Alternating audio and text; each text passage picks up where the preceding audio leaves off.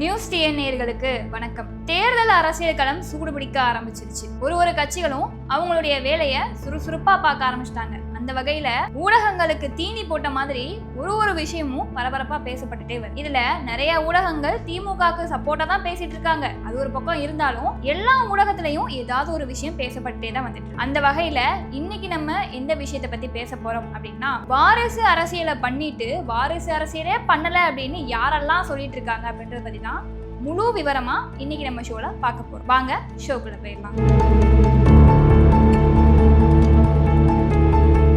செங்கல்பட்டு மாவட்டம் மாமல்லபுரத்துல இருக்கிற மதிமுக தொண்டர்கள் எல்லாருமே மல்லை சத்யாவுக்கு ஆதரவா கட்சியை விட்டு வெளியேறிக்கிட்டே வராங்க. என்ன காரணம் அப்படின்னு கேட்கும்போது அவங்க சொன்ன விஷயம் என்ன அப்படின்னா, ரீசெண்டா நடந்த பிரஸ் மீட்ல வைகோ அவர்கள் மதிமுகவுடைய பொதுச் செயலாளரா இருக்கக்கூடிய மல்லை சத்யா அவர்களை துரோகி அப்படின்னு சொல்லிட்டதா, நாங்க கட்சிக்காக எவ்வளவு விஷயம் பாடுபட்டிருக்கோம், மல்லை சத்யா அவர்கள் கட்சியோட ஒரு தூண் மாதிரி, அவர் தான் கட்சி இந்த அளவுக்கு வளர்றதுக்கே காரணம், அப்படி இருக்கிறவரை துரோகின்னு எப்படி சொல்ல போச்சு அப்படின்ற காரணத்துக்காக கார்ல இருக்கிற கட்சி கொடி எல்லாத்தையுமே கலட்டி எரிஞ்சிட்டு மதிமுக தொண்டர்கள் எல்லாருமே இப்ப வரைக்கும் வெளியேறிட்டே வராங்க. அப்படிப்பட்ட அந்த நபரோடு உறவு வைத்துக் கொண்டிருப்பவர்களுக்கு என்ன பெயர்?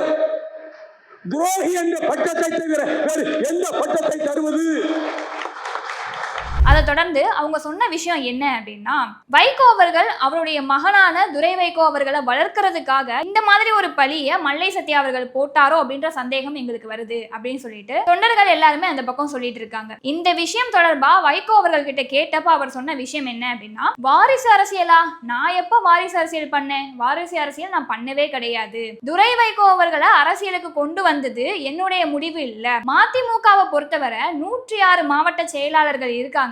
அவங்க கிட்ட நாங்க வாக்கெடுப்பு நடத்தணும். துரை வைகோ அவர்கள் அரசியலுக்கு வரலாமா வேண்டாமா அப்படின்ற ஒரு வாக்கெடுப்பை நடத்தணும். அதுல 104 மாவட்ட செயலாளர்கள் வரலாம் அப்படின்ற ஒரு விஷயத்த பதிவு பண்ணியிருந்தாங்க. அது தொடர்பா தான் துரை வைகோ அவர்கள் மதிமுகவுக்கு வந்தாங்களே தவிர, நான் வாரிசு அரசியல் வேணும் அப்படின்றதுக்காக அவரை நான் கூட்டிட்டு வரல அப்படின்ற ஒரு விஷயத்தையும், அதே சமயத்துல திமுக இருந்து என்னை வெளியேற்றுவாங்க அப்படின்னு நான் நினைக்க கூட இல்ல. அந்த நேரத்துல என்னை என்ன சொன்னாங்க, தலைவரை கொன்றவன் அப்படின்னு சொல்லிட்டு கொலைப்பட்டம்னா தீட்டிட்டு திமுக இருந்து என்னைய வெளியே துரத்தி விட்டாங்க. அந்த நேரத்துல நான் பீரோவை திறக்கும் பொழுது பீரோல இருந்த திமுக துணியை பார்த்து எனக்கு அழுக வந்துச்சு. இனிமே திமுகக்குள்ள போக முடியாதா அப்படின்ற ஒரு விக்தியில நான் அழுதுட்டே இருந்தேன். அது மட்டும் இல்லாம திமுக நிர்வாகிகள் எல்லாருமே என்கிட்ட பேசுவாங்களா பேச மாட்டாங்களா அப்படின்ற ஒரு மன வருத்தமும் எனக்கு இருந்துச்சு. இப்படி பார்க்கும்போது நான் எப்படி வாரிசு அரசியல் பண்ணுவேன், நான் எப்படி அவரை துரோகின்னு சொல்லியிருப்பேன் அப்படின்ற மாதிரி வைகோ அவர்கள் ஒரு விஷயத்தை பதிவு பண்ணியிருந்தாரு. என்னுடைய புதல்வன் துரை வைகோவை அரசியலுக்கு வரக்கூடாது என்று நான் சொன்னவன். அத்தனை மாவட்ட செயலாளர்களும் பேசி வாக்கெடுப்பு நடத்துங்கள், மெஜாரிட்டி என்ன சொல்கிறதோ அதை நீங்கள் ஏற்றுக்கொள்ளுங்கள் என்று வாக்கெடுப்பு நடத்த சொன்னார்கள். 106 பேர் ஓட்டு போட்டார்கள். அதில் 104 பேர் அரசியலுக்கு துரை வர வேண்டும் என்று தீர்ப்பளித்திருந்தார்கள். 2 பேர் கூடாது என்று தீர்ப்பளித்திருந்தார்கள்.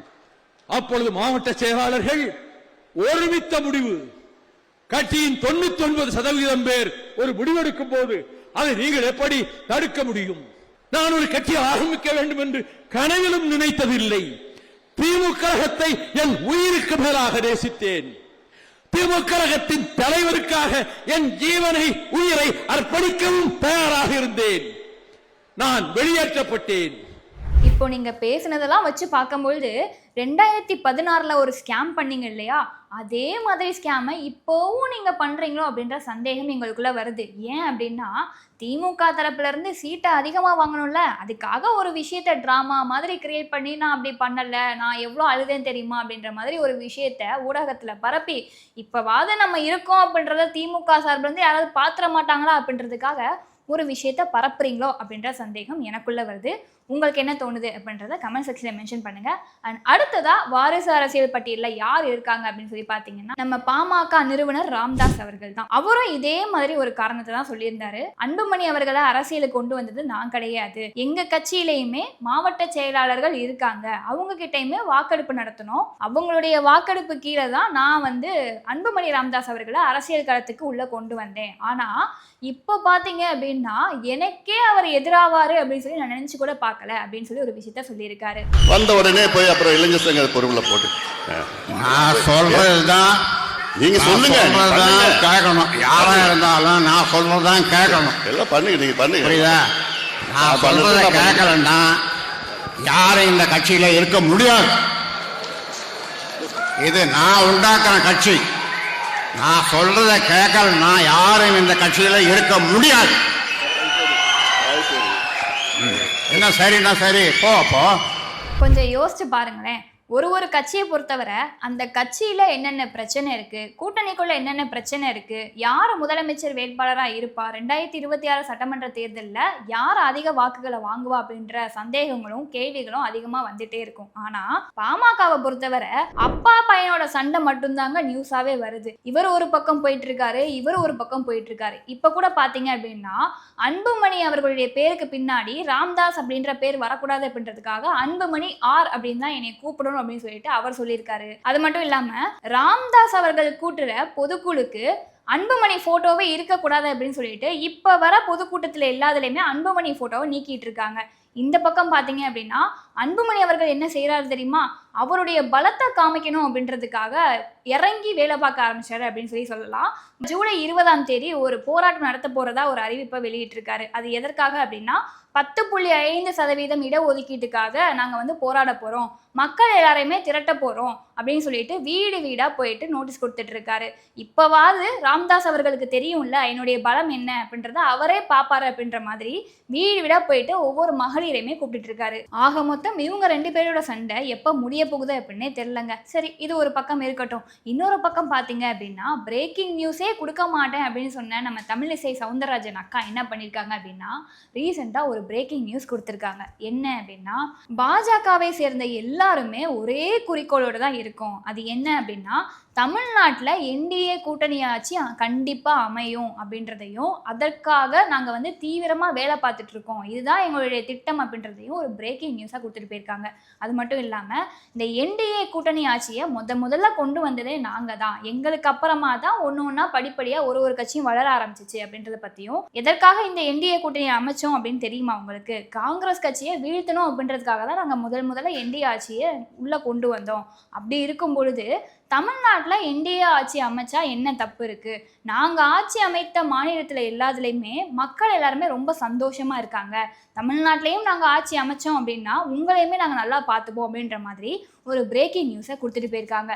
இந்த நியூஸை பார்த்ததுக்கு அப்புறமா அப்படியே கொஞ்சம் இந்த பக்கம் திரும்பி பாருங்களேன். நம்ம அதிமுக பொதுச் செயலாளர் எடப்பாடி பழனிசாமி அவர்களோட முகத்துல ஆடலை அப்படின்னே சொல்லலாம். அட இவரை நினைச்சாலும் கொஞ்சம் பாவமாக தாங்க இருக்கு. ஏன் அப்படின்னா போகிற எல்லா இடத்துலையுமே அதிமுக தலைமையில தான் ஆட்சி அப்படின்ற மாதிரி நம்ம பழனிசாமி அவர்கள் சொல்லிட்டு வர தமிழிசை அக்கா இந்த மாதிரி ஒரு பதிலை சொல்லியிருக்காங்க. ஆக மொத்தம் கூட்டணி கட்சிக்குள்ளேயே ஒருத்தர் புரிஞ்சுக்காம இருக்காங்களோ அப்படின்ற சந்தேகம் வருது. இது ஒரு பக்கம் இருக்கும்போது டைம்ஸ் ஆஃப் இந்தியாவில் ஒரு இன்டர்வியூ கொடுத்துருக்காரு. அங்கே ஒரு கேள்வி கேட்டிருக்காங்க. என்ன அப்படின்னா நீங்க தாவேக்கா கூட கூட்டணிக்கு போக வாய்ப்பு இருக்கா அப்படின்னு கேட்ட கேள்விக்கு நம்ம பழனிசாமி அவர்கள் ஆமான்னு சொல்லாம இல்லைன்னு சொல்லாம பார்ப்போம், கூடிய சீக்கிரம் அதற்கான பதில் உங்களுக்கு தெரிய வரும் அப்படின்ற மாதிரி ஒரு பதிலை கொடுத்துருக்காரு.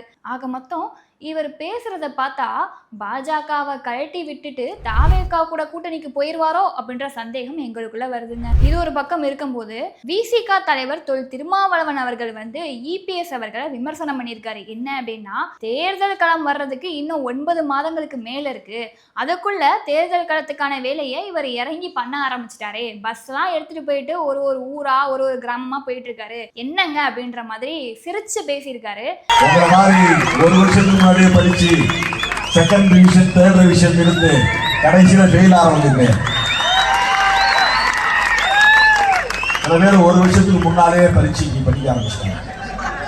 அண்ணன் எடப்பாடியார் கிளம்பிட்டார், சிலபஸ் எல்லாம் முடிச்சு இப்போ ஒரு சிலபஸ் முடிச்சுட்டேன், அடுத்த ரவுண்டு போயிட்டு அடுத்த ரிவிஷன் வருவார்.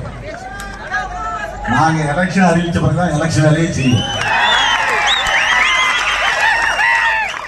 இவர் பேசுனதை கொஞ்சம் கொஞ்சம் பாத்தீங்களா? இந்த பக்கம் நீங்க ஒரு கட்சி கூட கூட்டணியில இருக்கீங்க. அவங்க யாரு? திமுக. திமுக வந்து தேர்தல் காலத்துக்கான வேலையை இன்னும் பார்க்கவே இல்லை, அப்படித்தானே?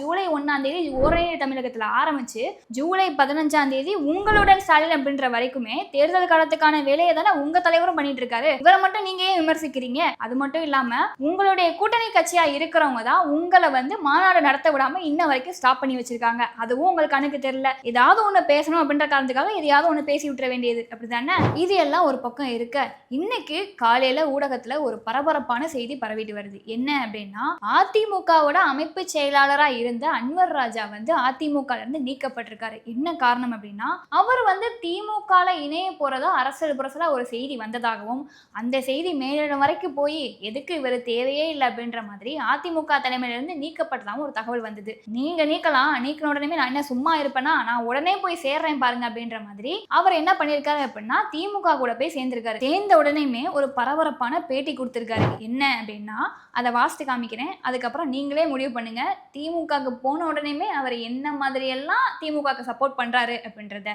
அதாவது, அதிமுக வந்து தடம் புரண்டு விட்டது. என்னைக்கு பாஜக கூட அதிமுக கூட்டணி சேர்ந்துச்சோ அன்னைக்கு அதிமுகவுடைய தடம் புரண்டு விட்டது அப்படின்னும், தளபதி முன்னிலையில் என்னை இன்று திமுகவில் இணைத்து கொண்டேன். அது மட்டும் இல்லாம, கருத்தியல் ரீதியாக நாங்கள் எல்லாம் வளர்ந்தவர்கள், ஆனால் அதற்கு புறம்பாக இப்போது அதிமுகவில் இருக்கிறேன். கொள்கையில் இருந்து தரம் புரண்டு பாஜகவின் கையில் சிக்கி இருக்கிறது அதிமுக அப்படின்ற ஒரு விஷயத்தோட சேர்த்து, அமித்ஷா ஒரு இடத்தில் கூட இபிஎஸ் தான் முதலமைச்சர் வேட்பாளர் என குறிப்பிடவில்லை. அதிமுக வென்றால் நான் தான் முதலமைச்சர் வேட்பாளர் என்று எடப்பாடியாலும் இன்னும் உறுதிப்பட தெரிவிக்கப்பட முடியவில்லை. அந்த அளவிற்கு அவரின் நிலைமை இருக்கிறது அப்படின்னு பார்க்கும்போது, நான் அந்த கட்சியிலிருந்து என்ன பண்ண போறேன்? அப்ப எனக்கு ஒரு அங்கீகாரம் வேணும் அப்படின்னா எனக்கு தேவையான இடத்துக்கு நான் போய் தானே ஆகணும் அப்படின்ற மாதிரி ஒரு பரபரப்பான விஷயத்தை பேட்டியா கொடுத்திருக்காரு. இப்போது பிஜேபியின் கையில் சிக்கி இருக்கிறது. கூட்டணி எல்லாம் நமக்கு கிடையாது. அமித்ஷா தெளிவாக சொல்லிவிட்டார், என்டிஏ கூட்டணி ஆட்சிதான், அதில் பிஜேபியும் இடம்பெறும் என்று அவர் சொல்லிவிட்டார். ஒரு இடத்தில் கூட 3 முறை அவர் பேட்டி தந்திருக்கிறார். ஒரு இடத்தில் கூட திரு அமித்ஷா அவர்கள் அண்ணன் எடப்பாடி பழனிசாமி அவர்களுடைய பெயரை இவர்தான் முதலமைச்சர் வேட்பாளர் என்று குறிப்பிடவில்லை. இதுலேருந்து என்ன தெரியுது? ஒரு கட்சியிலேருந்து இன்னொரு கட்சிக்கு நீங்கள் போயிட்டீங்க அப்படின்னா அடுத்த செகண்டே அவங்களுக்கு சப்போர்ட் பண்ண ஆரம்பிச்சிருவீங்க. உங்களை வளர்த்து விட்ட கட்சியை மறந்துடுவீங்க, அப்படிதானே?